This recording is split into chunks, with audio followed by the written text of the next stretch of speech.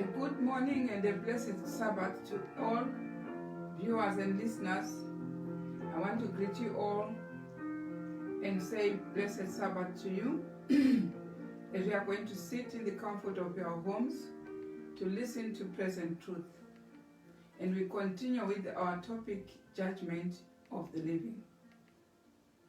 As we saw in the previous study, before we go into this, let's go to a special quote from the Spiritual Prophets in Testimonies for the Church, Volume 1, page 58.4.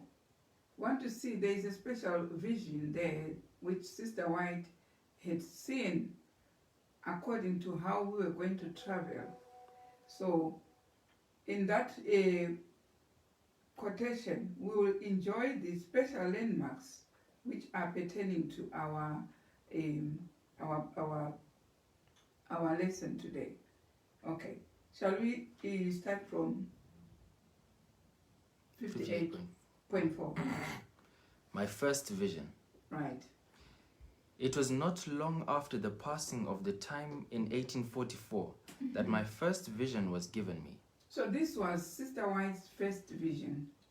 And this we want to listen. Let's read more. Let's hear. I was visiting dear sister in Christ, Right. whose heart was knit with mine. 5 of us, all women, were Right. kneeling quietly at the family altar. Okay. While we were praying, the power of God came upon me as I had never felt it before. Right. I seemed to be surrounded with light and to be rising higher and higher from the earth. Right. I turned to look for the Advent people in the world, but could not find them. When a voice said to me, "Look again and look a little higher." Right. At this, I So raised... she couldn't find the Advent people amongst everybody else on earth. So the voice said, "Look higher." At this, I raised my eyes Right. and saw a straight and narrow path cast up high above the world. Right.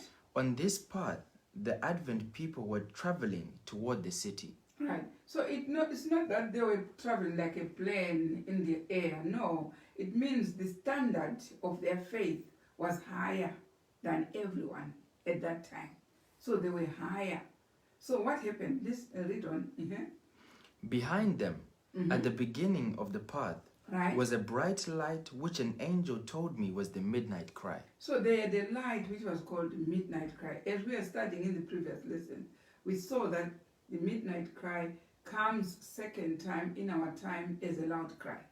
So it is called midnight cry. So this is the light that Sister saw with the Advent people in a higher plane, meaning the standard of the message was very high, right? This light Right. shone all along the path, that their feet might not stumble. Okay. Jesus himself went just before his people to lead them forward. So who was leading them in that light? Jesus was leading them in a high standard message, right? Higher than everyone else at that time. Read on. And as long as they kept their eyes fixed on him, Right. they were safe. They were safe. But soon some grew weary and said But the as city... they were traveling, because this light, which is higher, needs a lot of commitment. Do you think it's commitment for you to be a vegetarian? Yes. Do you think it's commitment for you to keep all these feasts per letter? Yes. But some grew weary of this commitment. Now let's hear that. But soon some grew weary and said the city was a great way off, and they expected to have entered it before. So some just started thinking, "Oh, Christ is now coming. Let me just persevere for a few days." And then after some time, when Christ continued to lead them, they were weary and said, we could have just walked in the kingdom just years. But now we've been for years traveling in this path, in professing this message, and Christ hadn't come. So some grew weary and said, we could have long had Christ, right? Then Jesus would encourage them by raising his And glorious Christ will see right that some are getting weary and will encourage them to continue with the faith. Yeah? Then Jesus would encourage them by raising his glorious right arm, from which came a light that waved over the Advent band. Right? And they shouted, Hallelujah. Right. Others rashly denied the light behind them. Some rashly denied, like we said, there are people who deceive and take you off the light. Say, be careful, you're now getting lost. So some just stepped back and went out of the light. And said it was not God that had led them And out some so far. start, having doubts and saying, oh, is it God leading us? And why are we so few? Why are we not like those people who are in the world, who are in the other churches or in the main church? Or this light, I don't think it's Christ leading us. Like it is when we see people, they think Christ is where there are multitudes of people, where people are worshiping in walls. But Christ is with people with a light, which came as a midnight cry. Now, let's hear. The light behind them went out, leaving their feet in perfect darkness. Perfect darkness. And they stumbled and lost sight of the mark and of Jesus. They started doubting the light, and yet it was clear in the spirit of prophecy and the Bible. It thus says the Lord to the law and testament. But once they doubted, they stumbled, and the light was taken off and continued with those who are traveling, still traveling to the city. Now let's hear.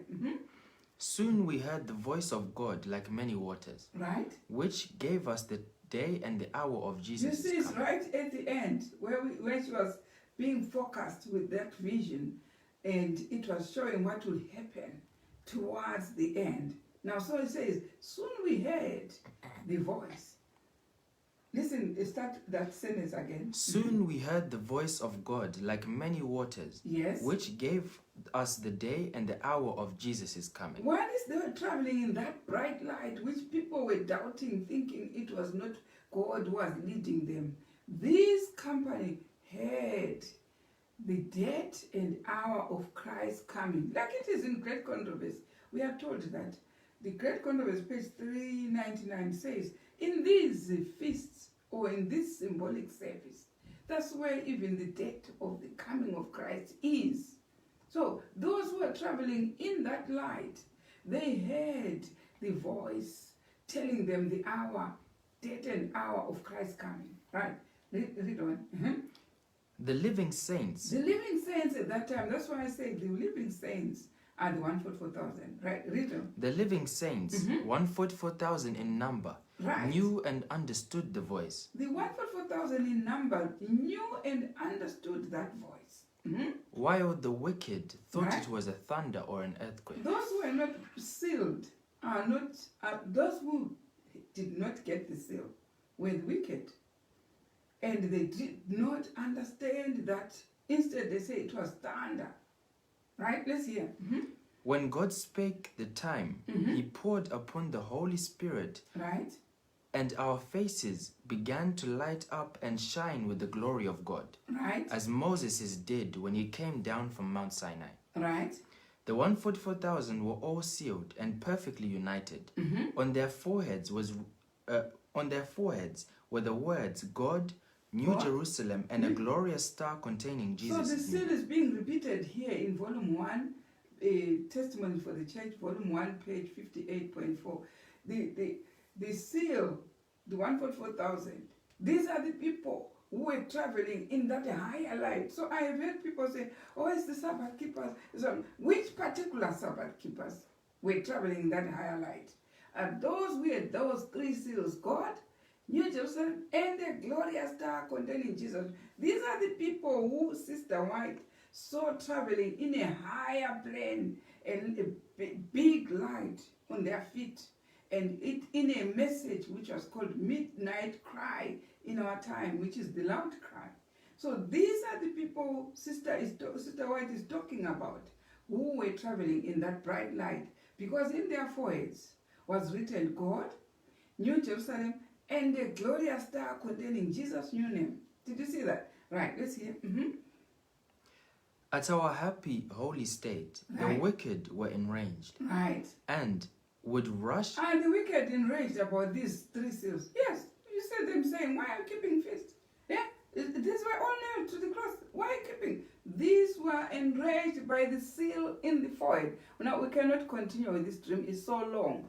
But if you, in your own time, you should read it and complete the whole chapter. But let's go to our lesson, which is the judgment of the living. Judgment of the living, we are being given a glimpse of it, that it is Elijah's message when these 3 seals are being placed on the forehead. At what time? At the time when all the 5 angels have been preached by the prophets, who we saw, William Miller for the first angel's message, William Miller, second angel's message, Sister White, third angel's message, Brother Pt5, fourth angel's message, Ben Roden, fifth angel's message, but they are all laid. And God has to resurrect somebody to take these 5 messages to the people so that they get the 3 seals. These are the people Sister White is seeing traveling in a higher light towards the city. So we're going to read it and find out at the time when Christ comes, how the black cloud comes from the east. But now let's go into the nitty-gritty about the sealing of the judgment of the living. And we saw the 144,000 were living. So it was a seal of immortality. Nobody who is going to receive the 3 seals will taste death. So this is the time of the end where we are being prepared to meet Christ without tasting death. Why? Because of the 3 seals, right? Now let's read from where we saw last week. We saw in Isaiah chapter 5 that God had a song, singing a song for his vineyard. And this song, let's sing it again. Go to the Bible. Isaiah chapter 5, verse 1 up to 7. You see that song, just read it as a novel so that we understand what is he singing for the vineyard. What did God say about this vineyard? Now will I sing to my well-beloved, a song of my beloved touching his vineyard. My well-beloved hath a vineyard in a very fruitful hill. Right? And he fenced it and gathered out the stones thereof. Right. And so the vineyard is God's house of God, God's people at this time. So how was it? It was started in 1844 by the third angel's message. And that vineyard was so fruitful, right? What did God do to it? Right? Let's hear.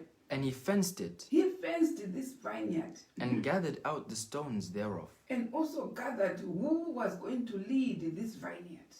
And planted it with the choicest vine. The choicest vine is the prophet who was selected, which was Sister White, and all her crew who were going to work as ministers for this vineyard, right? And built a tower in the midst of it. Right. And also made a winepress therein. And he looked that it should bring forth grapes. So and it what brought is it forth that Sister wild White grapes. did for her to spread her message of the Sabbath keeping? She had also a printing press, publishing house. That's the wine press that we saw, right? Read on. And now, O inhabitants of Jerusalem, Right. and men of Judah, judge, I pray you, betwixt me and my vineyard. So they expanded. They sent all the publications so that there was a lot of people who were joining her movement, the Sabbath keepers. And we see after 80 Jones and Wagoners failed to give the message of the ceremonial system to be combined together with the moral law, there was a rejection in 1888. Then Sister White said the message will repeat itself again and come again. That's where we saw a 4th angel coming to join the 3rd. That's what she said in early writing, page 277. A 4th angel coming with the same message of the ceremonial system to be combined together with the moral. Why? Because them two, the moral and the ceremonial, are the ones that were tampered with by the men of sin in the dark ages. So when this was done, then we see that after the rejection, Sister White died in 1915, but 1929 we had Brother Pt5, who came also with the message from the east, which is the angel, the fifth angel in Revelation 7 verse 2, coming with a seal from the east. Hold until we have sealed. This was 1929. Bringing that message which had been rejected. In theory, we were told about the feasts by Brother Pt5, but we see now Brother Ben Roden coming now to make sure it starts the keeping of the feast 3 times a year as it was supposed to be done. And this is the period where we are now. After they have also died, God raises Elijah to bring these feasts back so that the house of God is completely sealed. And we saw that these 2 angels, which is Revelation chapter chapter 7 verse 2, it's these 2 angels. There were 2 angels coming from the east, which is all cooperated together, which is the keeping of the feast together with the new name of Christ, completing God, New Jerusalem, and a glorious star containing Jesus' new name, which is the name of Christ, as he is interceding, called the branch. So this is in a nutshell. I'm just giving you the history in a nutshell so that you know you have a focus of where God is going with us. And now, why then do we need Elijah? Let's hear from the next verse then, Isaiah chapter 5, right? So this vine has been selected, fenced, according choicest stones to work in this vine. Let's hear me. Verse 3 or verse 1. Where were you reading? What could have been done more to my vineyard, Right? that I have not done in it? So instead, when God went to inspect the vineyard, what was there? Wherefore, when I looked that it should bring forth grapes, Right? brought it forth wild grapes. God is saying, I gave all the publishing house, the printing house, which is the wine press. I gave all the prophets, the choicest prophets, to bring the 5 angels' message. But at the time he comes in Revelation chapter 14, verse 18, in this stage of the 5th angel, where Revelation chapter 14, verse 18, the 5th angel is the one coming with the harvest, with the sickle, to harvest this vineyard. And when he finds this vineyard, it's got wild grapes. So God is complaining about this vineyard. Let's hear more. And now, go to, I will tell you what I will do to my vineyard. God is not happy with the vineyard because there's wild grapes. What happened? I will take away the hedge thereof, God is promising the vineyard, I'll now remove the hedge. and it shall be eaten up, Right. and break so down when he the takes wall. off the hedge, no more nourishment, no more messages. We can see still, there are people, our brethren are stuck with the 3rd angel's message. Since 1844, the last message which came, they did not even improve on that message to continue to the 4th or to the 5th. So this is why God is saying, now I've removed the hedge. No more prophets. That's why they say we have no more prophets. Our last one was Sister White. Why? Because the hedge was removed. And God now, where does he put the hedge? He puts it on Elijah. That's why he is raising Elijah now to go and pass these 5 angels' messages to the vineyard, so that each one who will respond one by one is now made into a fence, a hedge, which is going to inherit the kingdom. This is where we are. Right? So the reason why God, let's go to L for P,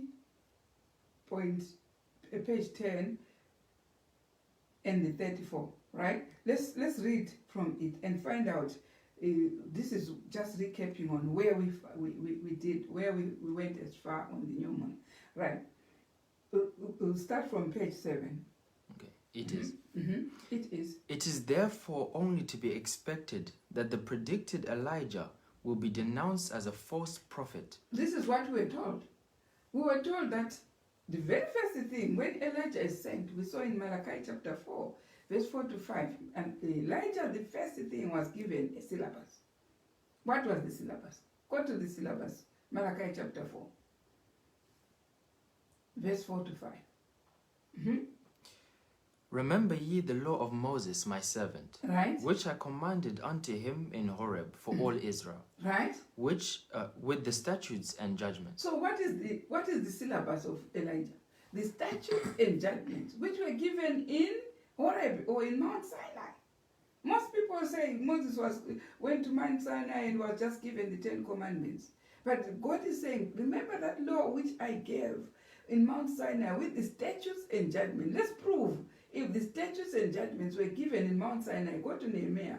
Nehemiah chapter 9 verse 13 will tell us exactly what Moses was given on Mount Sinai. Right, let's hear. Thou camest down also upon Mount Sinai, Right. and spakest with them from heaven, Mhm. and gavest them right judgments, Right. and true laws, True. good statutes and commandments. So you see, all these were given on Mount Sinai. Now God says, now go to Malachi chapter 4, says, remember ye the law of Moses, which I gave where? On Mount Sinai. Which one in particular? The statutes and judgments. Why? Because people have rejected them. The vineyard has rejected the statutes. And which are the statutes? The feasts. The vineyard is saying they were nailed to the cross. God is not happy. That's why they are producing wild grapes. Go back. Right. So go back, right? On Malachi chapter 4. Remember ye the law of Moses my servant, which I commanded unto him in Horeb for all Israel, Right? with the statutes and judgments. Right. So the statutes and judgments is where God is saying, now remember ye the law. I have now given that law which has been rejected by the vineyard.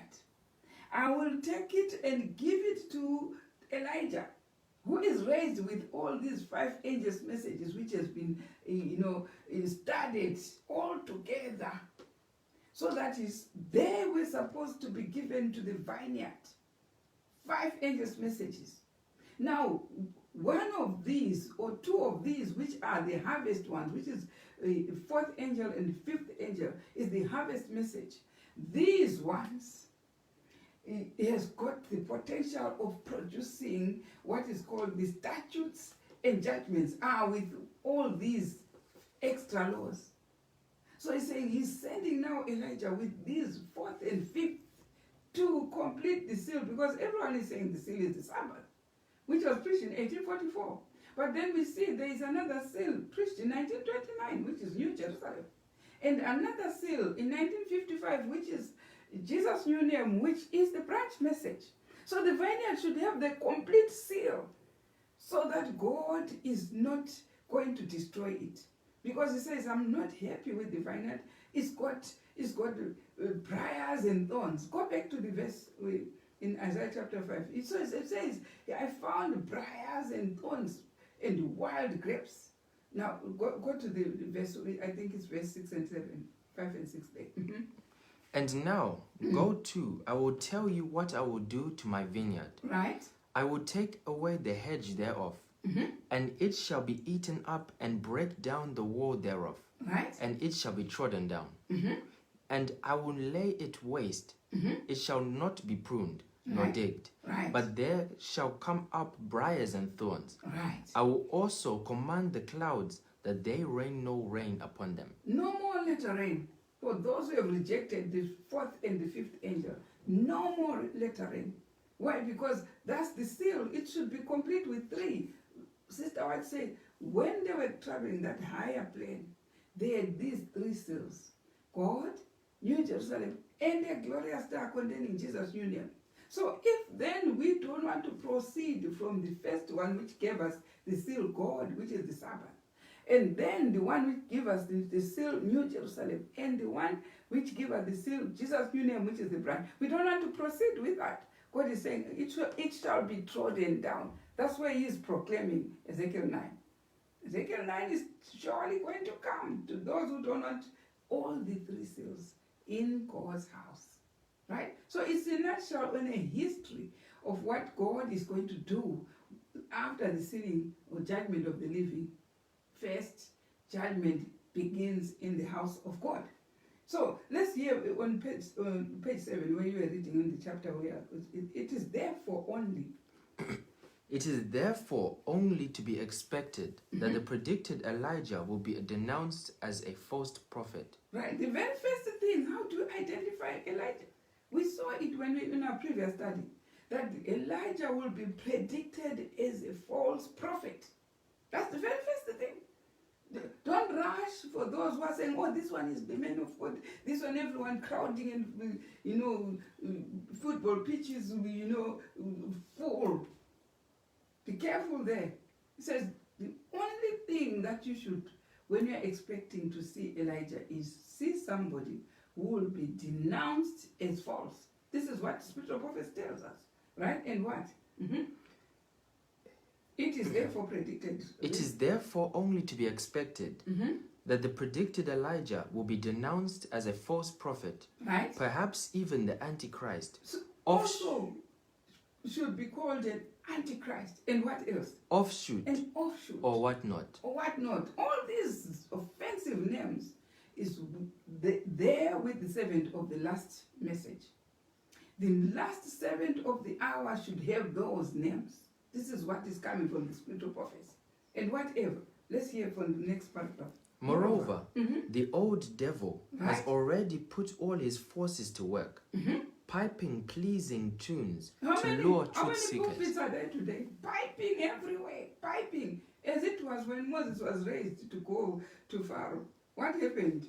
The rod, he just thought maybe the rod was going to convince Pharaoh, but Pharaoh wasn't convinced. He had to call piping wizards and all these people to come and counterwork the work of Moses. Same thing with Elijah, the last message of the hour. They are piping tunes everywhere, all saying, blessed Sabbath, happy Sabbath, happy Sabbath, happy Sabbath. But they are not even preaching about the three seals. God, New Jerusalem, and the glorious. Read on this here.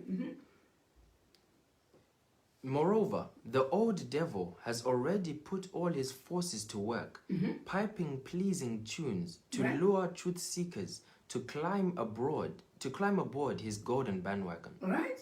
Its glittering tinsel of truth is already beguiling many with his wares, while his captains and generals are to the top of their voice, shouting their hallelujahs. Powerful message. Powerful. This is what the devil has set up also.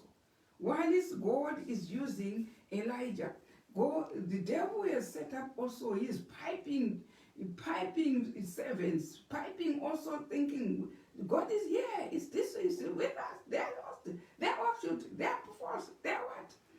This is the order of the day. When Elijah is working, will be pronounced, have the greatest opposition. This is what we have read. The next paragraph. This will be the devil's deal, while the day of God is approaching, and while Elijah is making the announcement of it. This is the order of the day. That's what you hear. When you go, you'll hear people denouncing the feast. Then you know exactly what the spirit of prophecy is talking about. Yeah, the feast were nailed. Listen, the feast were nailed. Don't listen to them. They have no verse, no nothing. But they will just say, be careful, be careful. Why? Because I have a PhD. I'm trained. I've got theology. I've got this and that. But there is no thus said the Lord to say, why are you denouncing that message? Why? Where is the evidence in the Bible that this message was nullified? They don't bring it. They bring all these fables and tales and everything to confuse your mind. But this is the order of the day while the day of the Lord is approaching, right? Let's hear the next paragraph. Nevertheless, one's only safety will be in the teaching of Elijah. While this tirade is going on, brethren, your only safety is the scripture. The scripture will be your safeguard. And thus said the Lord, to the law and to the testimony. Not for sure, Matthew chapter 24, verse 14 says, this gospel of the kingdom, which one? The kingdom's gospel is the statutes which are going to be the landmarks of how the kingdom is going to be established. It is going to be ruled by statutes. You go into every government, you find all these governments, they've got statutes. They've got holidays. They've got appointed times. But God's government also has got statutes. It's got commandments. It's got everything. All these holidays which are just for God. But here, nevertheless, one's own safety will be in the teaching of Elijah. That's all your safety is. Because you go there, they are preaching anything, anyway. Go everywhere. Everyone one is trying to counterweight the other. Counterweight, but your safety is, and thus says the Lord. Elijah's message is going to be your safeguard. Now, let's read on this here. Nevertheless, one's only safety will be in the teaching of Elijah. Right? For there will be no other voice of timely truth and authority Right. to whom one may turn. Right. Any others would lead their victims blindfolded into perdition. Any other message in the time of the judgment of the living, which has nothing to do with the festivals or with Elijah's message of sealing with the 3 seals, it's just blindfolding you and putting all, covering your eyes so that you don't see, entertaining you so that the day of the Lord will find you unaware. Now let's hear more the next paragraph. No priest or prelate No priest or prelate can decide for you who the Elijah Don't may... ever you think, let's make a delegation, let's go to the priest, let's go to the pastors so that they show us where to go because things are now confusing. No priest or prelate will ever convince you where to find Elijah. Right, read on. The message he brings is the only thing to go by. Only the message is what is your yardstick. What will safeguard you is the message only. Just check, is this the message of Elijah? If you know it, is it talking about the statutes and judgments? Is this message talking about the statutes? And I told you the statutes are the festivals, the dailies, all these are statutes. They are statutory laws of God. These are the only ones which will convince you whether you are safe or not. But not priest, not prelate, not even your mother, not even your father, not even your friend, not even your family will convince you. The only thing that will convince you and give you safety is that thus said the Lord. Is it Elijah's message of the statutes and judgments? Then you're home and dry. Right, let's hear the next one, the next paragraph. Yeah. Likewise, irrespective of considerations of personal faults, frailty. frailties, and failings, Elijah's message and movement will be the only God-sent ones, the only ones to fear, to love, to stand by, to live or to die for. Irrespective of what you hear about who Elijah could be, you know what? Elijah won't come in a way which is pleasing in your eyes. If you are used to huge priests or pastors coming with the suits, black suits and everything, and some come with gowns to prove they are really sent of God.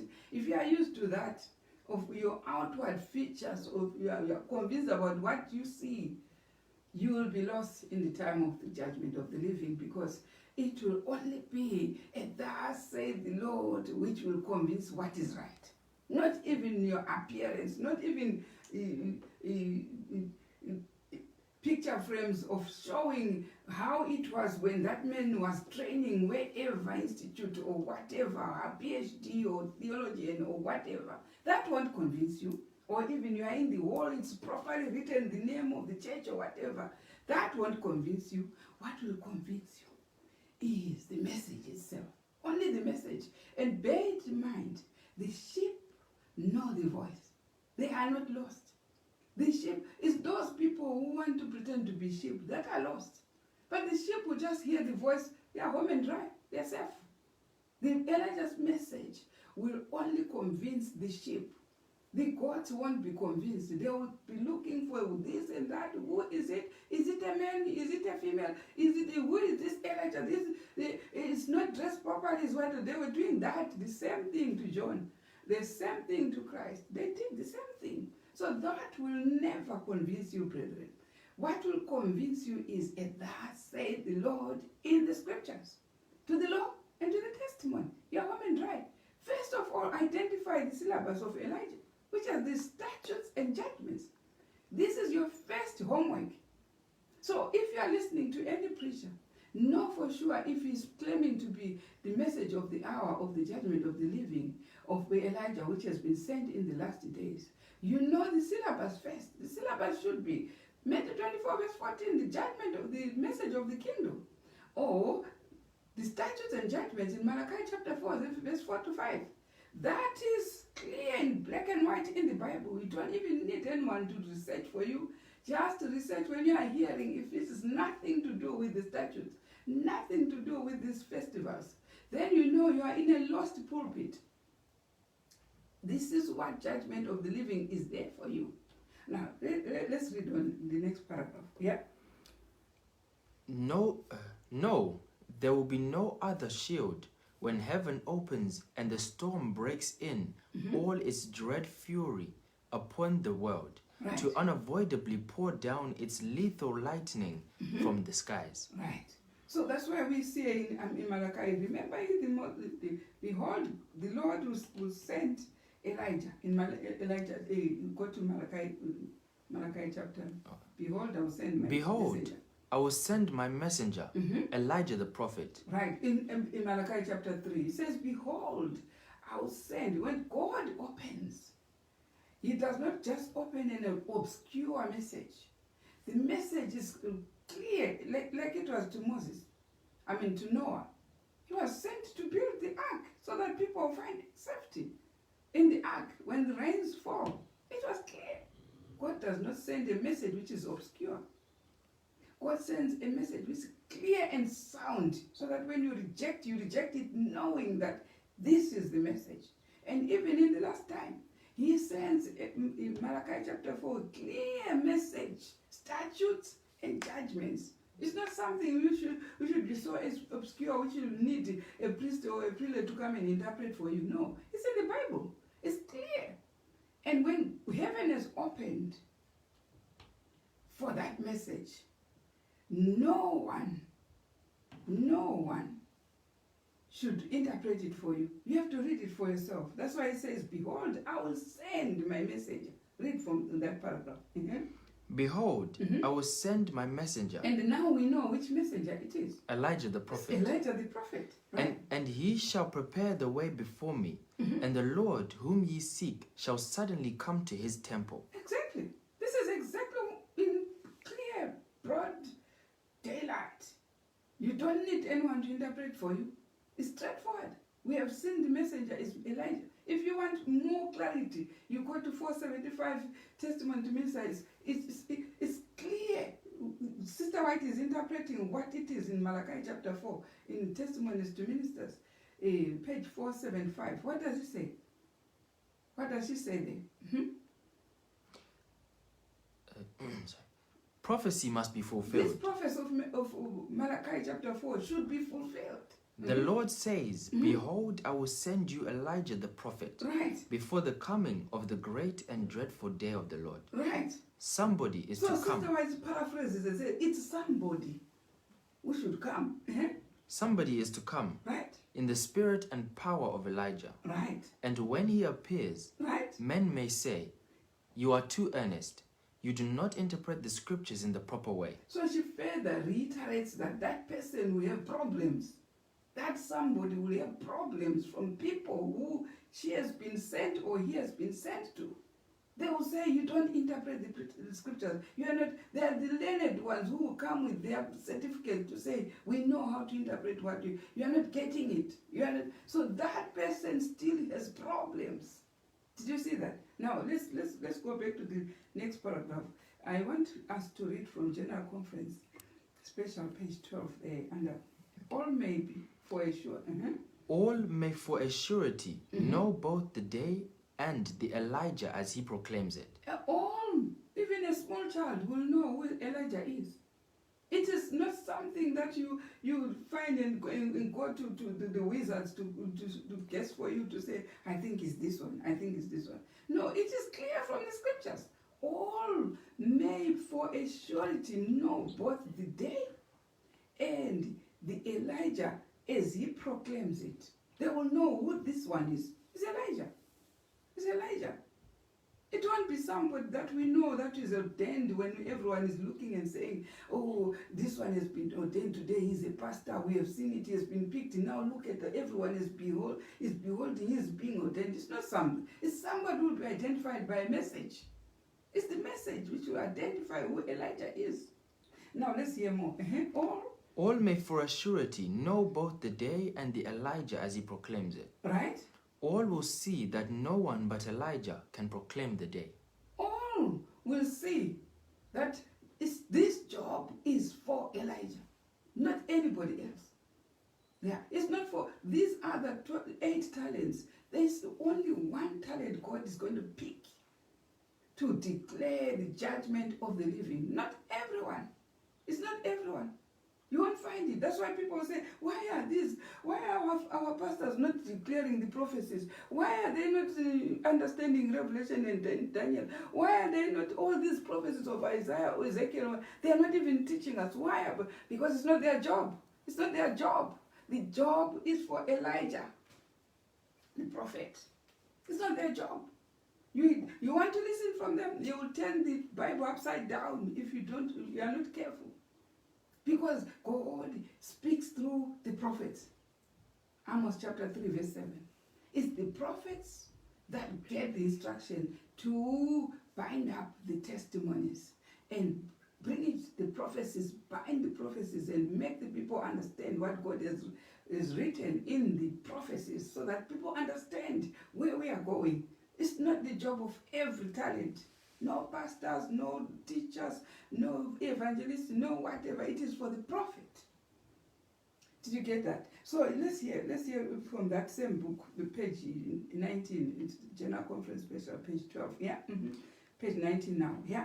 Joel's 2 chapters give us a most compact and vivid view of the great and dreadful day of the Lord. Let's go to Joel's 2 chapters, right?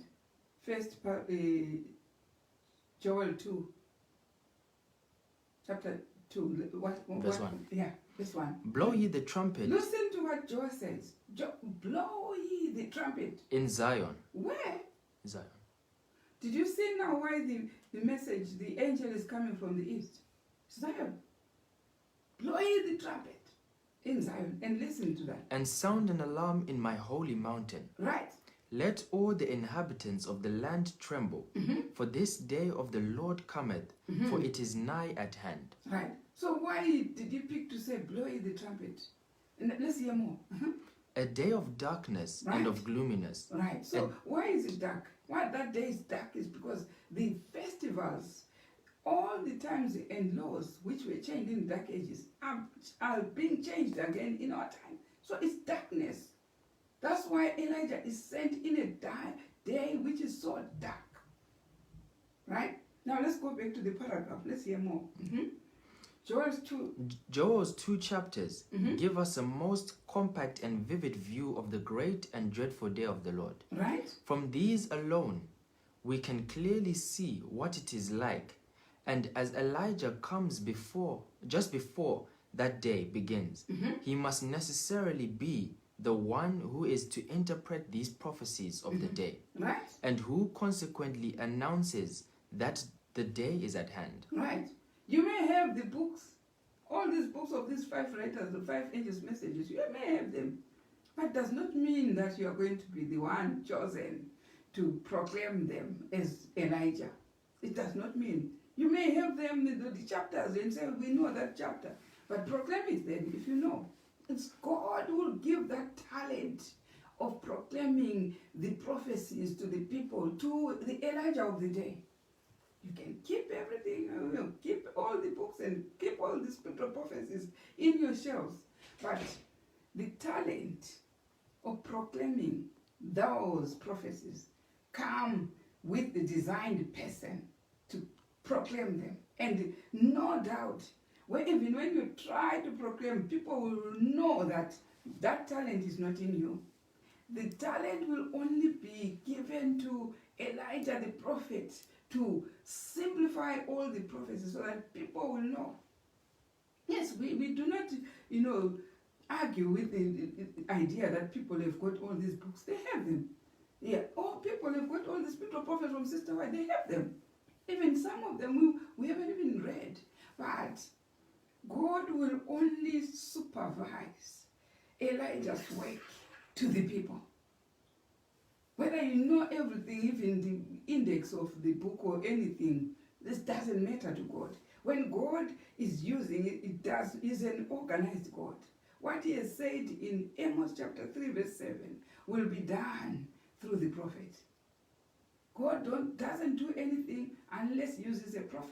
He will use a prophet to make sure all these books that the multitudes of people say they've read, but the talent to save or save the meal goes to the prophet. You understand? So let's hear more from the next paragraph. This surely confirms the conclusion that since Elijah is to herald the great day, he can therefore be the only one who will rightly interpret the prophecies of the day. The right interpretation will only come from one source. We can have a lot of would be, I'm the one, I'm proving, yes, in that year I did this and that. You can have a lot of people who say, God has used you. Yes, God has used you. Like he said to Miriam and Aaron, when they were usurping the position of Moses, God took them out and said, you know what? If I have a prophet, I'll come to you in dreams. So he was confirming Miriam and Aaron were prophets. He was confirming that he had come in vision to Miriam and Aaron. But he clearly defines who Moses' role was. He said, but I don't do that to Moses. What does he do to Moses? He says, to Moses, I don't come in visions. What does he do to Moses? He says, I speak to Moses face to face. This is what God said. So whether you are, nobody refuses who you are. You can proclaim, I'm a pastor. Yes, you are. I'm a teacher. Yes, you are. I'm a reader. I also was with whatever. I also was with Ben Rotten. I also was with the Sister White. Yes, you are. Nobody says no to that. But when God uses Elijah, he will pick his own choice. And that person will be a prophet. And when he speaks through that prophet, everybody will know. You don't even need to introduce yourself. You only need to preach the message. When people are looking for Elijah, they will get Elijah through a message. That's it. Not through a certificate from your institute where you trained, or not through your gender, whether you are male or female, not through whatever, or color or whatever, not through anything, but through the message. This is what will identify who Elijah is. Finish. Now let's hear from the next paragraph there on the general to re-emphasize. To re-emphasize the fact, let it be said again that being the last of the prophets, Elijah is therefore the only one who can open to our understanding all the prophecies of the scriptures pertaining to the great and dreadful day of the Lord. That's the only person who has been ordained in the Bible, and ordained by Sister White, confirmed by Sister White, in Testimonies for the Church, page 475.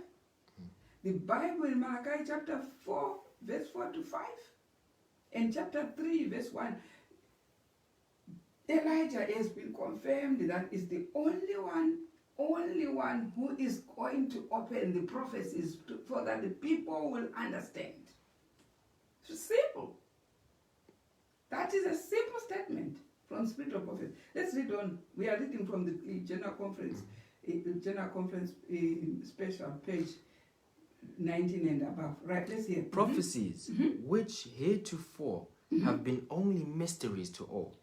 When those prophecies are opened by Elijah, you say, I heard this Bible for several years. I've never heard that prophecy. This is what people will say. Why? Because that's why the Spirit of Prophecy is saying these prophecies which heretofore have been only mysteries to all. So when you are reading Isaiah chapter 5, which we read about the vineyard, it was just a mystery, without anyone interpreting that chapter to you. What would you understand before that explanation? Nothing. Someone is talking about a vineyard in which he produced wild grapes and whatever. What would you come up? You were only waiting for Elijah to explain those mysteries that you thought we are now ready to open the cloud, yet those mysteries have not been opened. That's the job for Elijah, to come and highlight the prophecies which God has prepared for Elijah to open to the people and confuse those who were thinking they are the ones working for God. And they know now, when Elijah will open up those prophecies, then they know that no man spake like that. That's it. Now let's hear prophecies which hereto, right? Prophecies which heretofore have been only mysteries to all. Right? Thus he is, as the scriptures say, to blow the trumpet in Zion, and to sound an alarm in God's holy mountain in the church. So these ones will be brought back, blowing the trumpet to Zion, brought back to the church. Who opens them up? Not the pastor, not the teacher, not the evangelist, but the prophet of the hour, Elijah. This is what we are learning here. We are learning. Go to the paragraph which says, since the scriptures, right? Since the scriptures clearly picture Elijah and his work, and also what the day is to be like, Right? none who humbly inquire about him and his work need to guess or to be in doubt concerning Since either. the scripture which has been explained to you. You know, there sometime Christ was speaking to the Samaritan woman, and Christ just said to, you've got 5 men, but they are not your husband. You have 5 boyfriends, but those boyfriends are not your, and they are not even, they're not your husbands. The Samaritan woman clearly understood that Christ was not an ordinary person.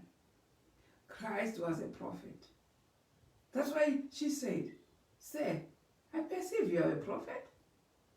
So it was not from the gown that Christ was wearing, or from the sandals, or from the hair, or from his color. It was not from all that. It was from a message which came from his mouth that proved who he was. So here it's again saying, since the scripture clearly picture Elijah and his work, and also what the day is to be like, none who will humbly inquire about him and his work need to guess or to be in darkness concerning either his identity or his mission, for it is his God-given duty to publish the timely truths as revealed to him out in the prophecies. So where does Elijah work? In the prophecies. So you've got all these chapters which are mysterious. You are covering the Bible and saying, I can't even understand what I'm reading. You know, you've got prophecies in Ezekiel, prophecies in Isaiah, prophecies in Micah, prophecies. You don't even know what they're saying, you know. But God will not take you to the pearly gates before you understand them. Thank God, he sends Elijah to open up, so that when you enter the pearly gates, you understand where you are coming from. You understand what this book called the Bible was meant for. Why? Because God sent this prophet of the hour to bind up the testimonies, to seal up the people so that they are ready to be in heaven, speaking one language in heaven, of people who know all the great controversy which was between God and the devil. Well, what were they in our ignorance? So don't waste your time in this ignorance. You should be looking for Elijah.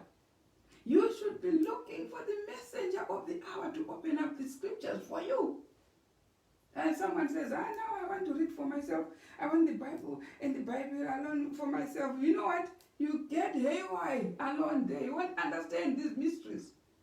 You need Elijah, the prophet of the hour, to open up all those things so that you understand the prophecies that are meant for you to be properly sealed.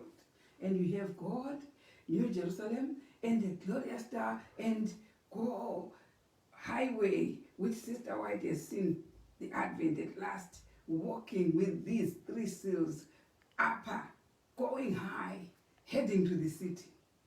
Is that not a privilege? That's what we should be singing about. This is a privilege. For God did not leave us alone. God gave us his messenger of the hour, so that we understand the whole Bible. So that when the Bible is there and it has done what it is meant for, you are now transformed by the words in the scriptures. They will transform you. You see what is going to transform you is the Holy Spirit working through these scriptures, making sure you now know you have a basis of understanding which is expected by the angels, expected by God, by heaven itself. When you enter the pearly gate, they say, "Well done, son, well done, my daughter, well done." Why? Because you understood all the scriptures that were meant for you to be transformed. That's Elijah's message. Now let's go to the next, go down there where it says, Brother Hotev links Elijah. Brother Hotev links Elijah of today with that of the judgment of the living. Right. And this is what we get from the books from Brother Hotev, right? And since the last work on earth is the judgment for the living, the truth stands forth like the light of the day, that Elijah's message is the message of the judgment of the living. Finish. The last. This is a confirmation from this other prophet. Right? Let's hear. The last, which in the very nature of the gospel is of far more importance and consequence than any other message ever borne to a people. Right? We all well know that his work was the sealing work, not that of the separation. The separation. Right. So we know that Brother Hotev, he only brought Revelation 7 verse 2, which was just a sealing message, but it was not a separation. So it means it was not a harvest. It was in harvest by identifying what the seal was. But then we need the separation messenger, which is the messenger which came after Brother Hotev. Why? Because now we have a sickle which we saw, which should be thrust to separate. In Revelation 14 we saw it. So we need that message of separation which comes next. For example, let me take you to another a quotation so you can see which he wrote. Which you are reading. Go to the next where it says Moses and Elijah at the bottom there on 8:10. Okay. On 8:10 hours. 08:10. Yeah, Moses and Elijah. We want to understand the difference between Moses and Elijah, so that we understand that which one then was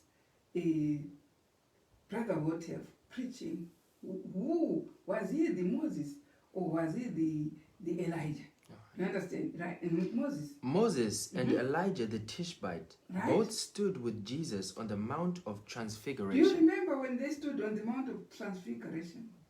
Right? The two were seen standing with Christ on the Mount of Transfiguration, right? This shows beyond a shadow of a doubt that the antitypical Moses is not the antitypical Elijah the Tishbite. Right. So the antitypical Moses. So we have an antitypical Moses, but it's not the Elijah. So what we are looking for in Malachi chapter 4 is Elijah, not Moses. Otherwise, the verse on Malachi chapter 4 would have said, "Behold, I'll send you Moses before the great and dreadful day of the Lord." But it clearly says, "Behold, I will send Elijah."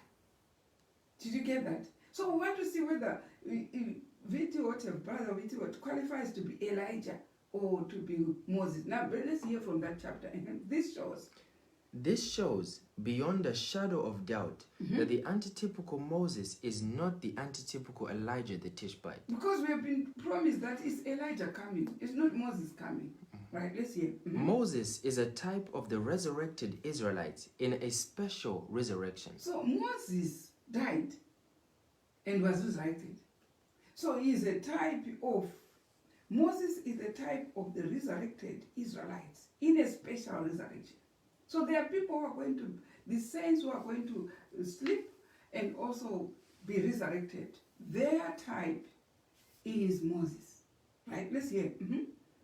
Elijah the Tishbite is a type of the translated Israelites in a special translation. Right. So Elijah did not die. Elijah went to heaven without tasting death. So he's a type of those who won't taste death and be resurrected. So now you know exactly why we say Brother Whatever is not an antitype of Elijah. Why? Brother Whatever died. Elijah did not die, so it cannot be an antitype of Elijah because he died. So he is now an antitype of Moses who died. Do you get that? It's clear. Yeah. So if you say our prophet is going to be Pt5, whatever, even when he died, he's going to be resurrected to continue his work as our prophet. He is an antitype of Moses. He's not an antitype of Elijah. He can't be the Elijah of the day. Right, read one lesson. Will Brother Hotef be two men in the kingdom? Are you, brethren, trying to tell us that Brother Hotef stands on Mount Zion in his body as antitypical Moses? We have been told here that sound an alarm in Zion. Who is going to do that? Is it Brother Pt5? There's somebody who has been instructed to sound an alarm, and at last we see the 144,000 never died. They stand on Mount Zion without tasting death. So Brother Whatever cannot be the Elijah we are looking for. The Elijah we are looking for is somebody who did not die. Somebody who did not taste death. That's the Elijah we are looking for. Now read on this here. Will Brother Hotef be two men in the kingdom? So are we going to see two Brother Hotefs in the kingdom? One who died and one who's still alive? No. Right? Are you, brethren, trying to tell us that Brother Hotef stands on Mount Zion in his body as antitypical Moses representing the resurrected Rodites? Right? Is it going to be him representing the Rodites? Then his soul that never dies, being the other man, as antitypical Elijah the Tishbite, representing the 144,000 who never died. We believe this is deserving of some of your deepest thoughts. Think this through, brethren, and if you come up with the correct answer, you too will stand on Mount Zion. So if you think this through, you too will come to Mount Zion and stand with 144,000, because they will be led by a prophet who never died. Right? So this should be clear to those who are claiming, even saying Sister White is going to be the prophet, standing with them on Mount Zion. She is dead. She's an antitype of Moses who died. The type Elijah, why God gave us Elijah, is somebody who won't taste death until he comes. And this is the Elijah of the day. Go back to the paragraph where he left it at the beginning there. Right. Which one is it? L4P1337. Where it finishes with the great and terrible day of the Lord is upon us. We need this timely warning to prepare ourselves for that. Have you found it?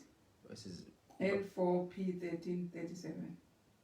P13. P1337. So where it says, such is the nature of Elijah's work. Right, let's see it from there. Such is the nature of Elijah's work. Yeah, let's read also on John chapter 7, verse 17. So the work of Elijah is the one that will distinguish who Elijah is. And it should be someone living, not somebody. Don't claim somebody who is in the grave. Somebody in the grave is now waiting for the kingdom. So claim somebody, look for somebody alive, and then you find promised Elijah. Now let's see John 7. And so, all who are willing and obedient, who have no trouble recognizing him and his message. Right. In John chapter 7, verse 17, all who are living and who are obedient, we have no bias, no prejudices. They will know who Elijah is. They have no problem looking for Elijah, right? They will know. They will know that anyone who comes with a message other than the message found in the prophecies concerning the great and dreadful day of the Lord is not the promised Elijah. That is General Conference Special, page 22 and 23. So they will know. Anyone who comes with a wrong message is not the Elijah. But the Elijah should be somebody announcing these judgments and statutes.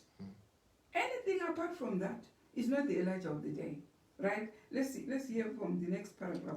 What is more? What is more? What is more? Should God send another Elijah? That is, someone with a message other than of the great and dreadful day of the Lord. He will not claim to be the Elijah. He will not lie. Hence, for anyone to make the claim that he is the Elijah, but bear another message than that of the great and dreadful day of the Lord, is in itself positive proof that he is not a prophet of God at all, but a rank impostor. And any should tell you that a former prophet has fulfilled the promise, although the prophet if somebody himself comes and say, no, our prophets of the last one who is dead, a former prophet is the one that we follow. Listen to that. And any should tell you that a former prophet has fulfilled the promise, he has already fulfilled everything, although the prophet himself has not said so, then not to know for a certainty that such are not working for the God of Elijah, but for the devil, is Laodiceanism of the worst kind. This is Laodiceanism of the worst kind, because it's claiming a dead prophet to have finished all its work and they are now waiting for God. That's Laodiceanism. So we will not claim that. Now let's go below there where it's Zechariah chapter 3 verse 8. Let's see.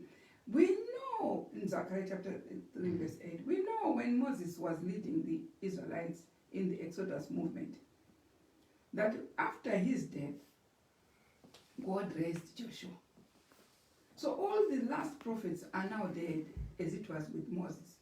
But when we enter the pearly gates, the kingdom, God will raise a Joshua of the time.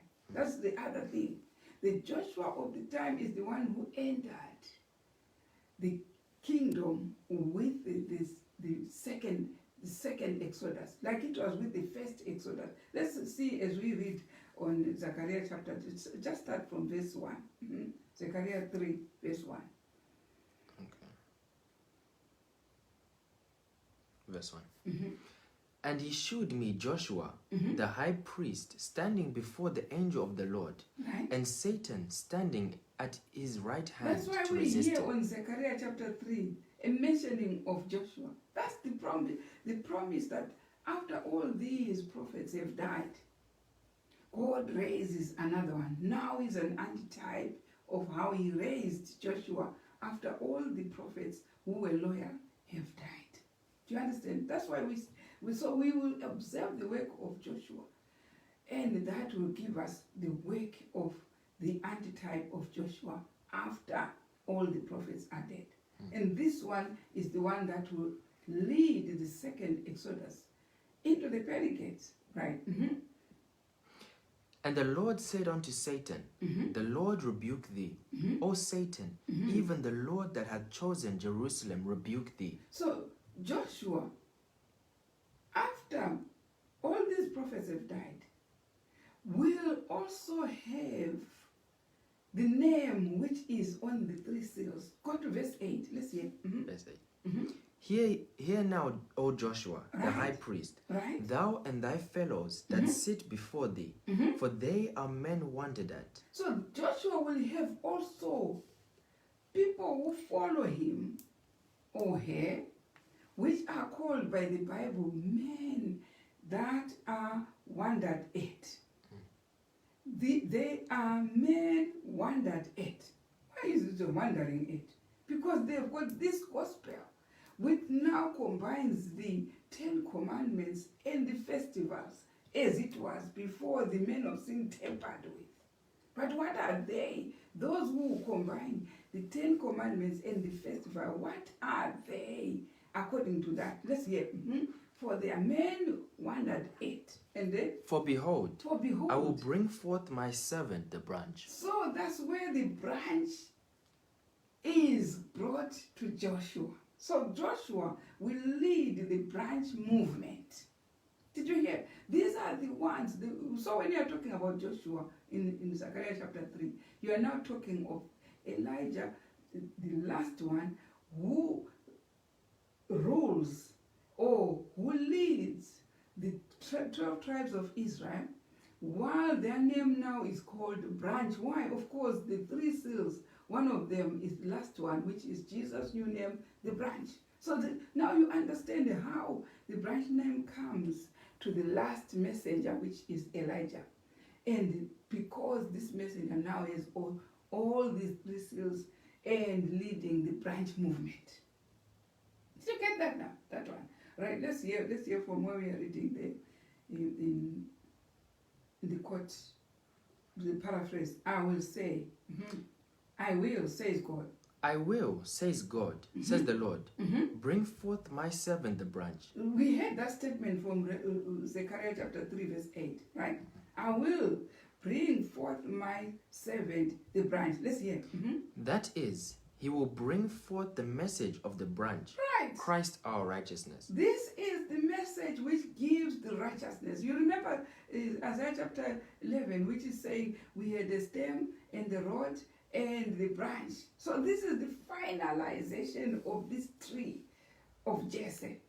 So that is, he will bring forth the message of the branch, which is Christ our righteousness.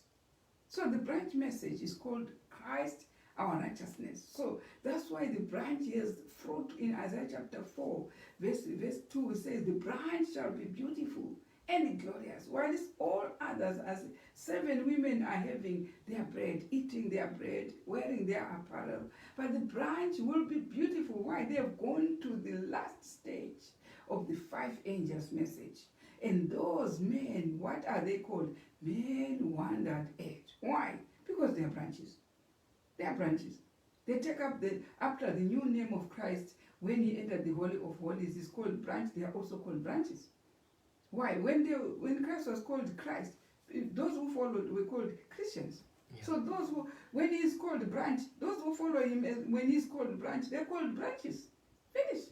Now let's hear from Zechariah chapter 6 verse 12. Let's see more about this branch now in the judgment of the living. What is happening when Elijah is leading the branch? But let's identify it where it is written in the Bible, in Zechariah 6 verse 12. And speak unto him, saying, Thus speaketh the Lord of hosts, saying, Behold the man whose name is the branch, and he shall grow up out of his place, and he shall build the temple of the Lord. Right. So you know that this name, branch, is when now the temple of the Lord is being built.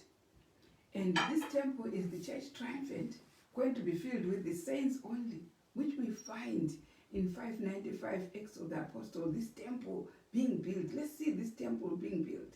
In 595 Acts of the Apostles, Sister White wrote about it. Let's hear now. Upon the foundation that that Christ himself had laid, the apostles built the church of God. Right. In the scriptures, the figure of the erection of a temple is frequently used to illustrate the building of the church. Zechariah refers to Christ as the branch that should build the temple of the Lord. Which temple? Go to the topic. What is the topic? The church triumphant. The church triumphant. So when we are talking now about the last section of those who are being sealed in the judgment of the living, we are talking now about the branch. The problem is those who have gone up to Revelation 14 verse 9, it's only the 3rd angel's message. They can't talk of the branch because they haven't accepted all the 5 angels' messages. So it's mystery to them. But when we are in the branch section, that branch movement is the last section of the 5th angel in the judgment of the living, is the one now bringing righteousness to the 144,000, to the 3rd seal. In early writing we saw God, New Jerusalem, and a glorious star containing Jesus' name. Elijah goes through that phase of putting the 3rd seal now to the people. And the people now are called branches. And these are called men 1 and 8 in Joshua. Now let's hear more on the paraphrase where we're reading there in General Conference.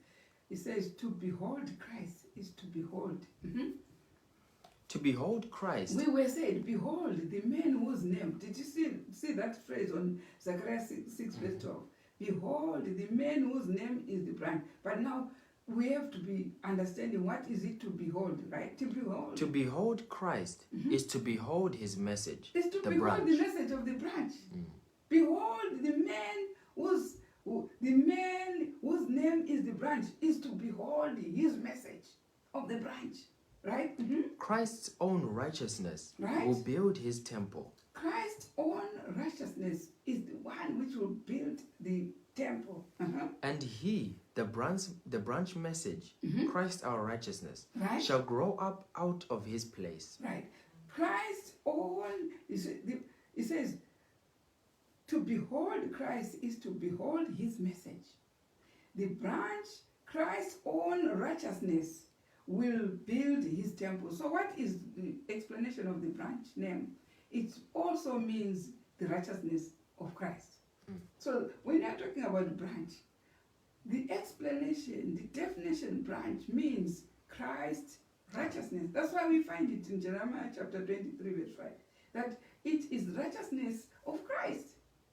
Now, here it says, and he, listen to that, and he shall grow up Out of his place. Uh-huh. And the Christ appoints. So where is his place? He is going to grow out of. We saw where the law comes from now. The law comes from Zion. It's from Zion where you're going to declare. God is saying, it shall be. Go to Zechariah chapter 4 verse 10. 4 verse 10. For who hath despised the day of small things? Right? For they shall rejoice and shall see the plummet in the hand of Zerubbabel. Right. With those 7. We remember when we were talking about the temples, we said the last temple is called Zerubbabel. So you see, the name branch is the name. He is leading the temple in the last temple, which is the church triumphant, which is under Zerubbabel. We saw when we had 2 temples in the Old Testament, Solomon's temple and Zerubbabel. Now in the New Testament, we have, in the New Testament, my apologies, in the New Testament, we have a second temple, which is an antitype of Zerubbabel. So this temple of Zerubbabel is the temple that we are now beholding, which is under the name branch. Do you understand? So when we understand these stages of prophecy, then we are better prepared to understand where we are at in prophecy. Because you cannot remain on stage, 3rd angel's message stage. Why? Because that does not bring the 5th angel's message, which is the branch. That's why it is a mystery to mention it to those who are in 3rd angel's message, the branch. And also those in the 4th should step up to the branch message. Now, I wanted to understand from Christ's object lesson. Go to Christ's object lesson, page 141. 141.4. Right. 0.4. 0.4. In order to strengthen our Listen to confidence. that quote which Sister White is confirming. In order to strengthen our confidence right? in God. Do you want confidence in God? Do you want confidence in God? See, understand what that quote is saying. In order to strengthen your confidence in God, what should we do? Listen. Christ teaches us to address him by a new name. Christ now teaches us to address him by this new name. Which new name is it? Branch. Listen to that. A name entwined with the dearest associations of the human heart. What is it in this name, the branch? It's a name entwined. You know why the devil is messing around with this name and forming other people who we are despising and say, oh, this one was a branch, this one was what. Why is he messing up? That's the last message of mercy, which entwines human. It says it entwines what? Repeat that sentence. A name entwined with the dearest associations with the human heart. Did you hear? The name, and yet the name Jesus Christ was not there, was not doing that. The name branch entwines the human hearts. Repeat that sentence. In order to strengthen our confidence in God, Christ teaches us to address him by a new name, a name entwined with the dearest associations of the human heart. Right. He gives us the privilege of calling the infinite God our Father. Right. This name, spoken to him and of him, is a sign of our love and trust toward him. The name, this new name, is a sign of our love and trust in him. It entwines all human associations, right? And a pledge of his regard and relationship to us, right? Spoken when asking his favor of blessing. It is a music in his ears. That name comes as music in his ears. That we might not think it presumption to call him by this name. Don't be scared of the name branch. He has repeated it again and again. He repeats again and again. He knows that this time the devil has messed around with the name branch. But it's coming from our scriptures, brethren. And God is saying, he's repeating on and on that this name, with this new name sealed on the foreheads of the 144,000. Right? Have you finished that? So you see, when we come back where we are reading, you'd find that this name, go to Revelation chapter 2, verse 17.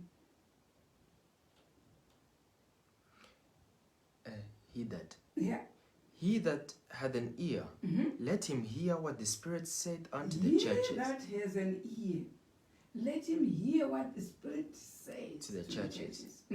To him that overcometh, will I give to eat of the hidden manna. This is what is called hidden manna that we eat. And will give him a white stone, and in the stone a new name written. Right. What new name do you think will be written in that white stone? Branch. He that will overcome. To him that overcome will I give to eat of the hidden manna, and will give him a white stone. And the stone has a name, a new name of Christ. Did you hear that? And in the stone a new name written, which no man knoweth, saving he that receiveth it. So the name branch, no man who is not a branch will understand it, except the one receives it, who has the name branch on the forehead, will understand how God makes the branch fruitful. In Isaiah chapter 4, it says the branch shall be glorious, fruitful. All the fruits of the earth will come to the branch. This new name is like music in the ears of Christ. Music in the ears of God. When you ask in the name, because people were asking in the name of Christ and were receiving something, isn't it? But there is worse in abundance of blessings when you ask things in the name of the branch. Address him with confidence. It says, in order to strengthen your confidence in God, you should address him by his new name. Then your confidence is strengthened. Do you see what is there in the name of the branch? That's why the devil is inciting and piping tunes, inciting people not to receive it. Because he's scared they will be blessed. This is the job of Elijah, to make sure people receive this name so that they are blessed. So that because it's entwined with all the associations of the human heart. It's music in the ears. It makes you more bountiful. When you address God with his new name, you are confident and you see him working wonders in your life. This is the new name. Now, let's go to Isaiah 62 verse 2. You'll find that we are now understanding more about this branch name, this new name, which we saw in Zechariah chapter 6 verse 12, and we saw that in Great Controversy, page 415, as the name which Christ assumed when he entered the role of interceding. That's the name. If you want on your own, go and read. It's the name of Christ as man's intercessor. That's the name called branch in Great Controversy, page 415. Now let's read Isaiah 62 verse 2. Let's hear. And the Gentiles Right? shall see thy righteousness. Even the Gentiles who are not part of us, they will see the righteousness. Right? And all kings thy glory. And even the kings will see thy glory. And thou shalt be called by a new name, You will be called by this new name, which the mouth of the Lord which shall just comes from the mouth of the Lord. I have seen there are several numeral names of churches. There are several numeral names of churches. But the question is that, are these churches coming from the mouth of the Lord? No, they come from people just who unite and say, okay, let's what shall we call ourselves? And someone will say, oh, let's call ourselves Christ Church, or say Christ the Evangelist, or whatever names. We have got hundreds and hundreds of names. But nobody knows who is calling them, but except the people who made those. But here the Bible clearly says, the name branch comes from the mouth of the Lord. Let's see it in Isaiah chapter 4. Chapter 4. Start from verse 1, right? And we know exactly what it is to be a branch. It is to keep the whole 10 commandments together with his festivals. Not in parts, not worshiping God in parts. Because these two were the ones that were tampered with by the men of sin in the dark ages. He changed the 10 commandments, and he also changed the festivals. This is clear in the Bible, in Daniel chapter 7, verse 25. But then if you want to go and worship God with only the 10 commandments and leave the rest that was changed in the dark ages, you are not doing any favor to yourself. The only time you take both the moral and the festival and combine them together, you are now in the new name. You are called a branch. Now let's hear from there. And in that day, in Isaiah 4 says, in that very day of the time of Elijah, 7 women shall Seven take hold women and churches, we know they are going to take hold of one man, saying, we will eat our own bread, the doctrines are of their own, not from the Bible, and wear our own and apparel. even the righteousness that they say we are righteous is from their own righteousness. Only let us they only called want the by name thy of name. Christ to be told that they are Christians or they whatever. But in that same day, verse 2, in that day in that same day, shall the branch of the Lord the be name beautiful which comes from the mouth of God is called the branch. It shall be beautiful and glorious, and glorious. and the fruit of the And the earth fruit of the earth. shall be excellent. Why is it excellent? Because what you address him by the new name, he will give you in abundance. This is what we have seen from Christ's Object Lessons, page 141. It's clear, it says, once you address him by his new name, you have more than what other people are not addressing by his new name, which is the branch, right? And the fruit of the The earth fruit of the earth shall be excellent, excellent and comely and comely. for them that are escaped Very of peaceful. Israel. Peaceful. That name gives you all these properties. And that name came from the mouth of God. When Isaiah 62 said, he will name you by the name which comes from the mouth of God. We see all these other names. I don't know whether they're coming from the mouth of God, but when it's coming from the mouth of God, it should be found in the Bible. And this branch is there in the Bible. It's there in the Bible. Isaiah chapter 4, verse 2. Combining both the 10 commandments and the festivals, making sure what was warned by Sister White. If any man worship the beast in this image, what is it to worship the beast? Is to only keep a part of the law and leave the rest. Especially the festivals have been left. And yet it's clear from the Bible they were also tampered with. They were there in the time of Dark Ages, which was 538 and in 1798. All after the cross, they were there. So don't fool people and say they were nailed to the cross when they were there 500 and something, 538 years after the cross. And you are saying they are nailed to the cross. Yeah, I don't know whether they are drunk or something. But those who know, who are sober, will know that 538 AD to 1798 was well after the cross. So don't fool anybody there. Don't fool anybody. Now here, let's go to Revelation chapter 3, verse 12. We see the same name is being repeated by Revelation chapter 3, verse 12. Let's hear. This occurs in the judgment of the living when make sure people are bold and confident to approach God under the name branch. Do you understand? Now let's hear. Him that overcometh Right. will I make a pillar in the temple of And my him God. who overcome will be made a pillar in that church triumphant, in the temple, church triumphant. And Right? he shall go no And more out. will never be fooled again. And I will write upon him the name of my God, God, and the name of the city of my God, right? which is New Jerusalem, New Jerusalem. which cometh down out of heaven from my God. Do you see this name is still being repeated? And what else? And I will write upon him My new name. new name. The branch name will be written to those who overcome and are admitted into the church triumphant. You can't afford to lose that privilege because of people. You should win that privilege because of it. Thus saith the Lord from Elijah's message. Come on. Now let's hear the next paragraph there. Be overcomers. Be overcomers, brethren, and Jesus will give you that white stone, his righteousness. Right. Not only that, he will change your name from sons of men to sons of God. Right. He will write his new name on you, branch. Right. That's all you need to do. Those who have gone up to the road, you have the second seal. Go to the third seal. This is a branch. And then you're safe and sound, you're home and sound. And as Sister White saw them climbing, going to the city with these three seals, God, New Jerusalem, and a glorious star containing Jesus' new name. Can't you want that privilege? So you see, these are not a guesswork. This is something written in black and white, spirit of prophecy and the Bible. And it's not for you to be going to ask it, is this the Elijah? Is this what?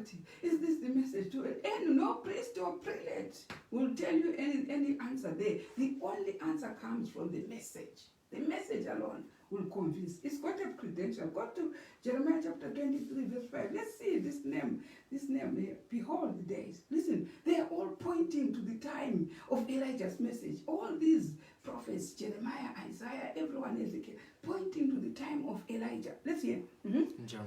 Jeremiah chapter 23, verse 5. Yeah. Behold, the days come. Which days? The days of Elijah's message. Saith the Lord. Says the Lord. That I will raise unto David a righteous branch. Did you hear? Raised unto David, unto the lineage of Jesse. Did you understand? A righteous branch. And a king shall reign and prosper. And a king shall reign and prosper. And shall execute judgment and justice in the earth. Right. So let's go again to Exodus chapter 23, verse 20. Now, what does the work of Elijah do to those who are now listening? They have 10 commandments which they follow, and also the festivals. But how then do they keep the festivals? Let's go to 23, verse 20 to 21. Exodus. Behold, I send an angel before thee. Now, Elijah is an angel. Angel is a messenger. Finish. Otherwise you say, where are the wings? Where? No. The messenger. I send a messenger. Listen to that. Behold, I send an angel before thee. Right? To keep thee in the way. Which way? When you are going to keep the feast 3 times a year in Deuteronomy 16, verse 16, where you are now having the name of the branch.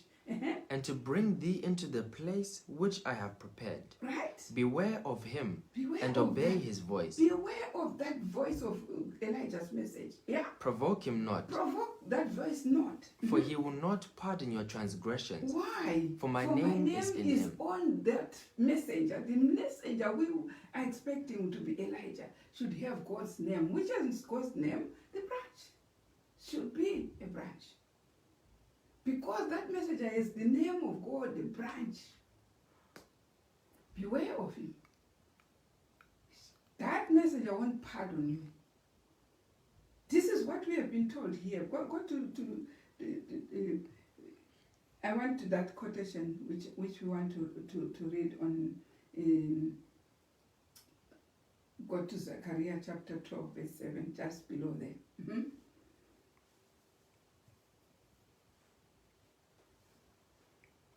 Zechariah chapter 12. Mm-hmm. Verse 7. Okay. The Lord also shall save the tents of Judah first. So that's why we concentrate on the road. Why? Because in Zechariah chapter 12, verse 7 says, who is going to be saved first? Why Judah? Judah is the road. Where Brother Hotef left. They left them, at least they had gone further to the second seal, which is New Jerusalem. So they are the ones who are only left with one seal. So the Lord shall save the tent of the Judah first of the road. Those who had gone up to be Davidians or under Pt5, they understand what I'm talking about. That is another seal which is New Jerusalem, but they don't have the seal of the branch. They need to go to the seal of branch. That's why it says, God shall save Judah first. That's why here we read in Zechariah 12, verse 7, the Lord also shall save the tents of Judah first, that the glory of the house of David and the glory of the inhabitants of Jerusalem do not magnify themselves against Judah. Did you hear where the seal is starting? The seal, the judgment of the living, the seal of separation, which is the harvest one, which is the branch, should come first to Judah first, the house of David, and then to Jerusalem. Did you see? If you go to the setup which was there in the time of David, there were those who were called the house of David. And then they were all inhabitants of Jerusalem. So the 10 tribes now were the inhabitants of Jerusalem, but the 2 tribes were the house of David. So this is in 2 phases, to make 2 tribes and 10 tribes, to make 12 tribes. That's why when we meet next time, we could talk about that seal, and that seal where it comes to join these 2 houses, the house of David and the 10 tribes, which is the house of Israel. How it is joined when we tackle it from Ezekiel chapter 37 onwards, and we are joining those 2 sticks, how this is going to be done by Elijah. You and I cannot afford to miss that one, so that we understand how the sealing of the 12 tribes of Israel will be enhanced. The sealing of these 12 tribes, starting with the house of Judah first, and coming to the inhabitants of Jerusalem, or the 10 tribes, to make them 12 tribes. The sealing starting in the house of God, as judgment begins in the house of God. May God bless us as we study these complicated prophecies in a way that is simplified for our ears in the time of Elijah. Blessed Sabbath.